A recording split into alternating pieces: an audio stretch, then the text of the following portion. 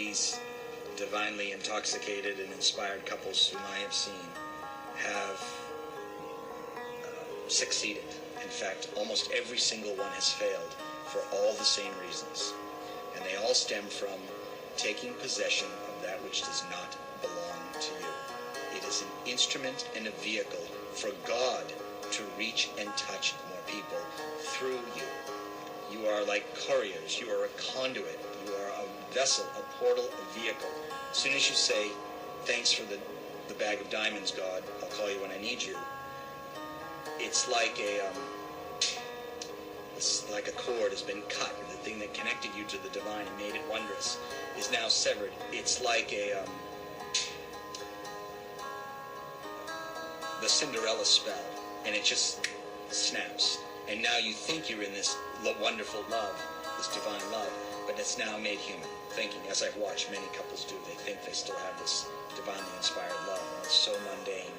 There are two things that happen that or make it never succeed or reach the zenith of what it could be. One is, I already said, taking ownership of it. Thanks for the love. Call you when I need you. Look what we have. The other one is not offering it back to God and deferring to God for, okay, God, you gave us this, how would you like us to use it? Which is probably another aspect of taking hold of it and just claiming ownership of it. People don't defer to God. They don't even ask God. They just say, this is mine, and boom, boom, boom, and it's cut. And most of those couples have already broken up, or the marriages are completely and totally dysfunctional. They're estranged, they're not together, because one or both do not defer to God. When you take ownership of it, you will only find suffering. Now, how do you protect it and take care of it? Another story. You will only find lack of fulfillment and lack of eternal happiness. So you have to offer it back. Thank you for this gift. How would you like us to use it? I ask them to see themselves as the keeper of a flame. I just talk about the divine romance, because that's all there is, the twin flame thing. Because the world has a different understanding of it, and it's only getting worse. The understanding, misunderstanding.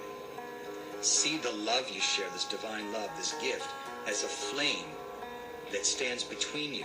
It's a flame that includes your hearts, the heart's flame of your souls, but it's this one threefold flame of God, and you holding hands around it are the keepers of that flame. And if you think of the properties of fire, fire is the greatest transmuter in the world.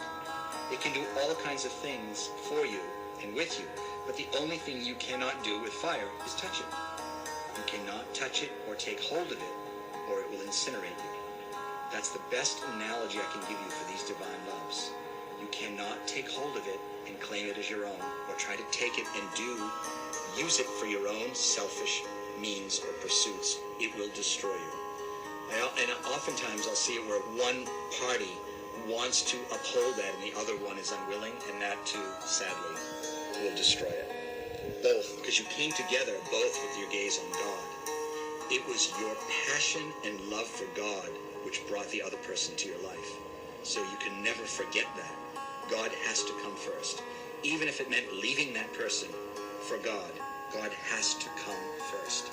And as long as you always put God first and defer everything in and out of your relationship to God, it will be protected. You'll be the keeper of the flame, and it will protect you and feed you and source you and light your way.